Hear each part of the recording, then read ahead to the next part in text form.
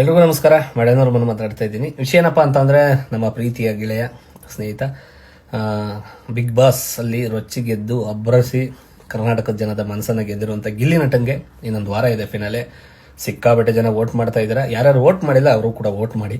ಹಾಗೆ ಅವನ ಸ್ನೇಹಿತರು ಹಗಲು ರಾತ್ರಿ ಕಷ್ಟಪಟ್ಟು ವೋಟ್ ಮಾಡಿಸ್ತಾ ಇದ್ದೀರಾ. ಅವ್ರಿಗೆಲ್ರಿಗೂ ಒಳ್ಳೇದಾಗ್ಲಿ. ನಿಜವಲ್ಲೂ ಒಳ್ಳೆ ಸ್ನೇಹ, ಒಂದು ಪ್ರೀತಿನ ಪಡ್ಕೊಂಡು ಒಳಗಡೆ ಹೋಗಿದ್ದಾನೆ.